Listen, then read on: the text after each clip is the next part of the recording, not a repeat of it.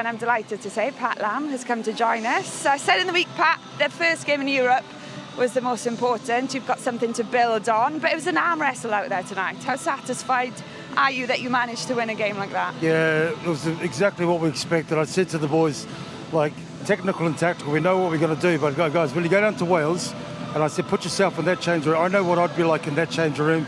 You know, obviously with Welsh rugby, the first time Scarlets are back into the competition. I said, you're going to get nothing for free here, boys. You're going to have to fight and earn everything. And, you know, and the pitch was quite heavy and, you know, and fair play to Scarlets, you know, and Pearly, I said to them before the game, well done. We saw what they did last week, and when they were up and they got some quality players, we're going to have to really work hard, and we were forced to. I'll bring the guys in, because we talked a lot about the pragmatism that this Bristol side needed pre-match, and you did tonight. It was a kicking battle at times. Not too much. But Pat, what I wanted to ask, the last quarter or so of the game, when it's 1 point, what are you looking for from the team then? Because up in commentary, it looked like it needed somebody to step up and go and win the game. What were you seeing from the sideline? Yeah, I just felt there was a lot of panic kicking. There was a lot of, you know, like, the boys know when we kick, you have the option to run as well.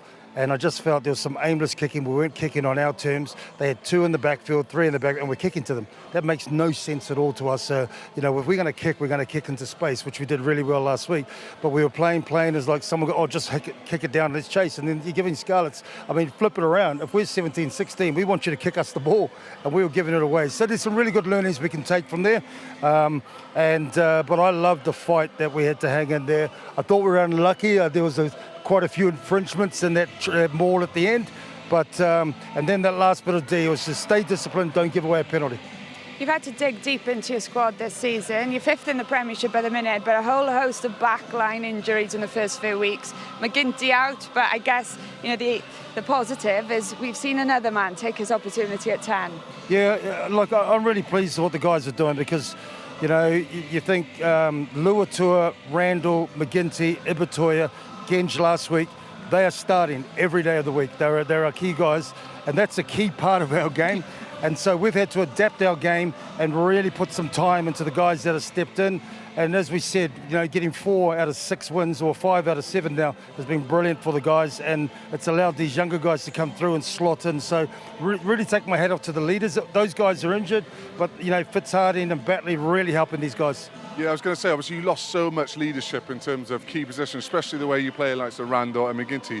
Who are the guys stepping up in the conversations in training? I know the injured boys are being around it, but who is Sam really in there leading it from the front? Or? Well, you lose Randall. That was one of the reasons I wanted to bring Kieran Mami in from Connacht. I just knew his worth, and if I lost Randall, but having those two and Kieran's taken him under his wing, but Jimmy Williams as well. Jimmy is a huge leader and driving our game, so he's able to help Sam, and then obviously Van Rensburg in the backs, and then Tom Jordan has a lot of experience, but he's still learning our game. He hasn't played much for us, so it's a slightly different Glasgow. And then in the front you got obviously Fitzharding and Batley and Genge. They're all sort of helping those boys. I was going to say, I thought that was a real big part today is the defence line-up.